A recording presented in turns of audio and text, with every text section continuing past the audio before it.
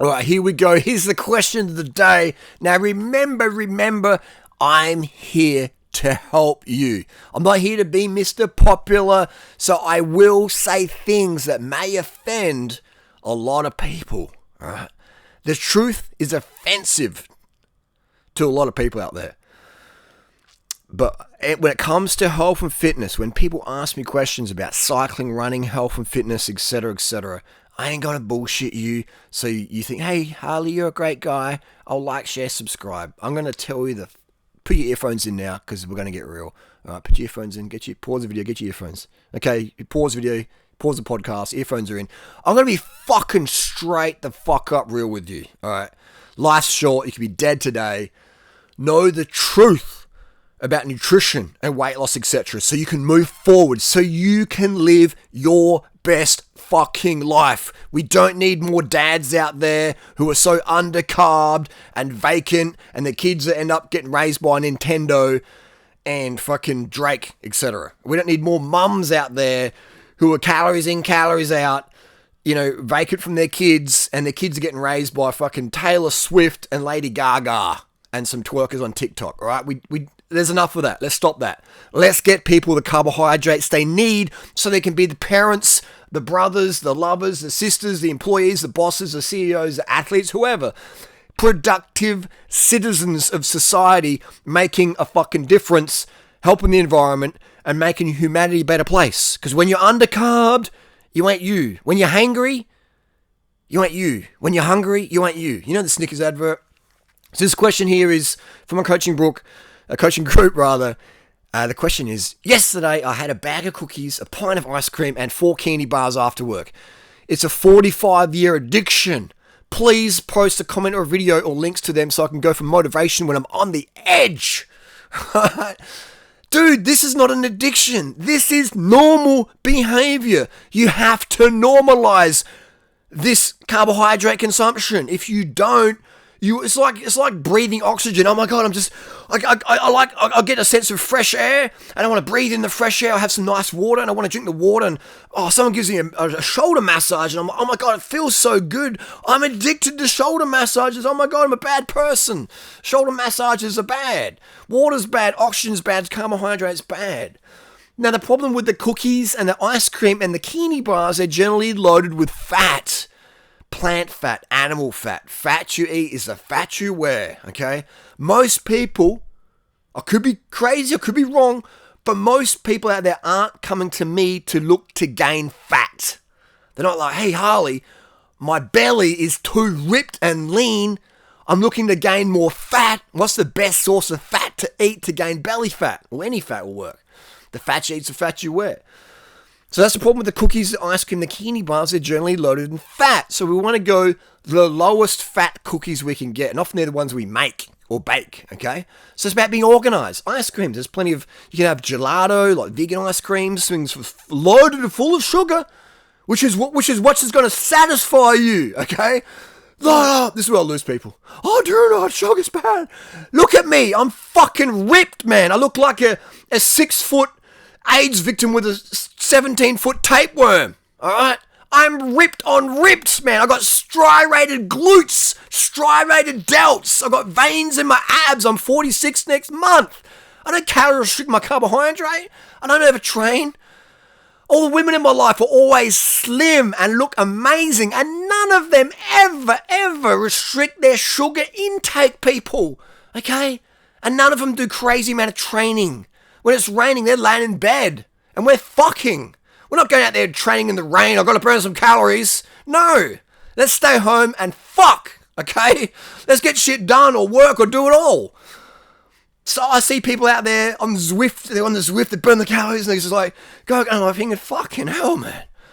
Take a chill pill. Alright? They're going to burn off the KFC or the binges or whatever. So come on, man. Let's just eat as much carbohydrate. Let's just tone it down a little bit. Let's eat as much carbohydrate as our body craves. Okay? Let's normalize that. So let's sleep. Go to bed early. Get up when your body says get the fuck up. Okay? Ideally with the birds. Eventually you'll get up with the birds. And you have a whole new perspective on life. When you go to bed early and get up early, you don't need an alarm clock. You don't need any caffeine. Just wake up. Let's get shit done. But this triggers the fuck out of me. This thing of like, oh my God, I've got a binge eating disorder. And there's people out there who want to say, yes, you have that. Come back every week, pay me $200 an hour, and I'll sit here scrolling Tinder whilst I pretend to listen to you while you sit on my couch in this office, looking at the pieces of paper on the wall. I don't give a fuck about you, but I'm clock watching. I'll nod my head, pretend to care, come back next week, see you later. Don't talk to you on the street. I'll ignore you. What time next week works for you? You know, that's sort of reality. The psychiatrist, the psychologist, the doctors, this whole formal practitioner setup where they just funnel you into their, you know, lifelong monthly subscription, or we'll see every month or whatever. All right? My goal is to, you see me once, you watch one video, read one of my books, and you go, hey, this makes sense, I'm done. See you later, Durianrider, bye-bye. Never want to see you again. I know what to do. That's my goal. I live a very, very simple lifestyle. I ride a bike. I chose not to have any children. I had a vasectomy. I live super, super, super, super simple, so I don't have to have the financial burden where I'm forced or biased or directed to sell out and bullshit people, tell the NPCs good things about their bad habits just to cash in, to buy more material crap that I don't need to impress people I don't really care that much about, or they don't care much about me. And that's okay, but let's just change our whole lifestyle. And that starts with having enough carbohydrates and understanding why you have a bag of cookies. A bag of cookies and a pint of ice cream and 4 candy bars, that's not that much. That's not that much, man. I eat more than that. I will do 2 bags of cookies, 2 pints of ice cream, and 10 candy bars, all right? But I will go for, actually I won't get the candy bars because generally by then I'm full of carbohydrates. And I'm like, I can't eat more candy bars. And generally candy bars contain chocolate in there, and too much chocolate doesn't make me feel the best. Next day I'm still a bit more blue because there's a neurotoxin in coffee and cacao. It's called caffeine and another element, a sister element called theobromine. They're neurotoxins. They're made by the plant in nature, not the manufacturing plant. They're made by the plant, the flora plant, as a neurotoxin to kill or injure any animal that eats them. Obviously, no one really dies from caffeine ingestion because you have to have a shit ton to do that, and theobromine the same. But it does make you feel a little bit depressed next day. It gives you anxious, anxiety, etc. All right. I'm a highly driven, motivated person already. Having stimulants or too many or too frequently, it doesn't end up well for me. So I do my best to avoid stims. You know, if I do have any, they're very, very small dosages. But I'm not a daily coffee drinker or daily stimulant user by any means. So I would pass on the candy bars because they contain the theobromine. So I would load up on the cookies, the low-fat vegan cookies.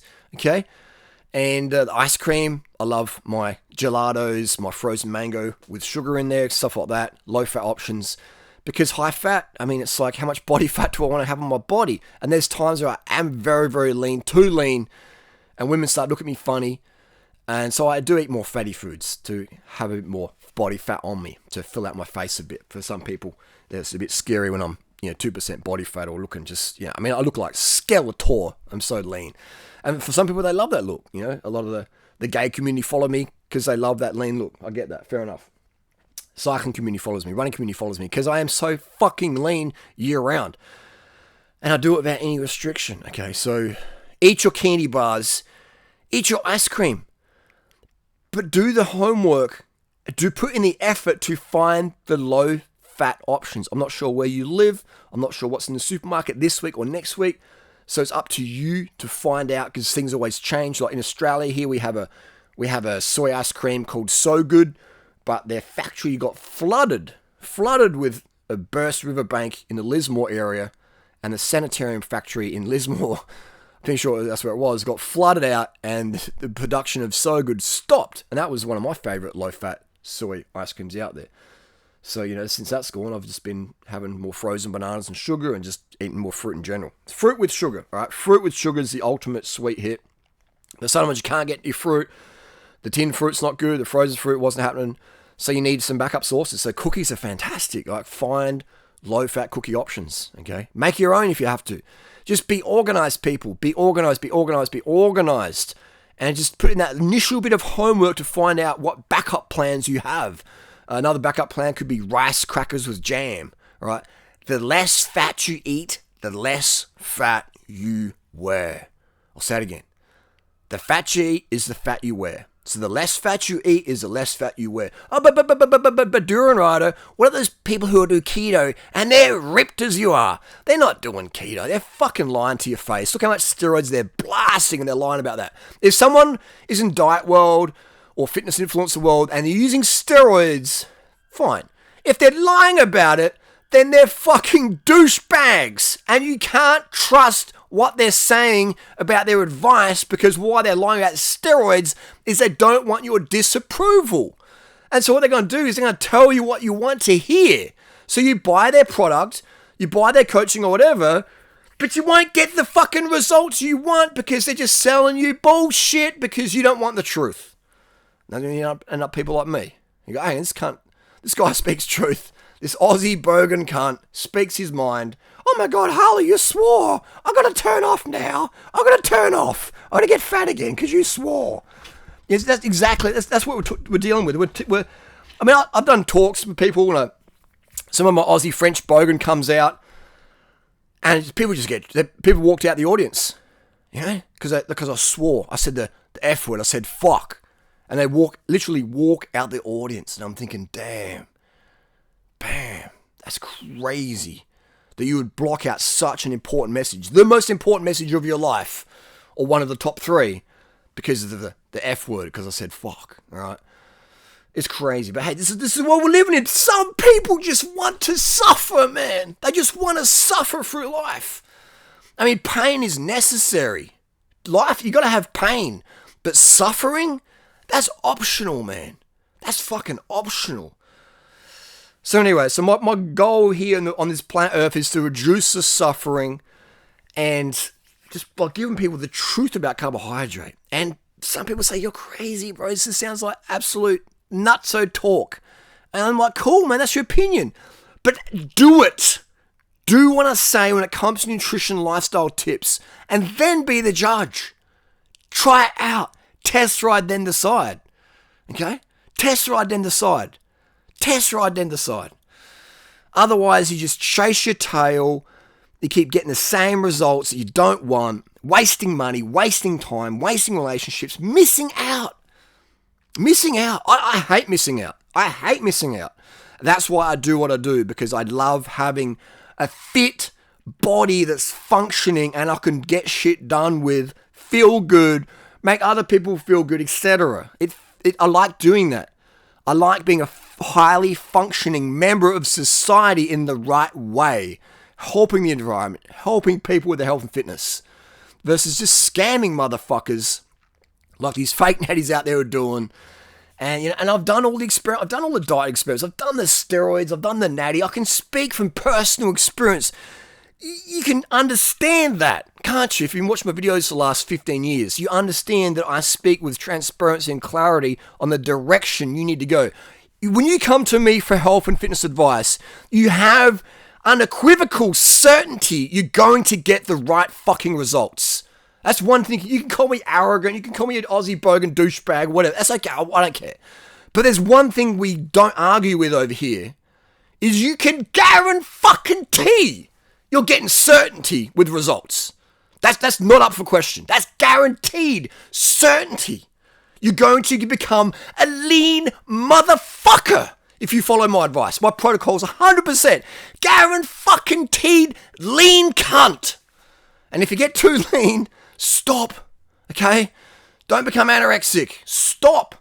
Go back in the car, get the full fat cookies in, put on a few kilos of body fat. Please do not become anorexic.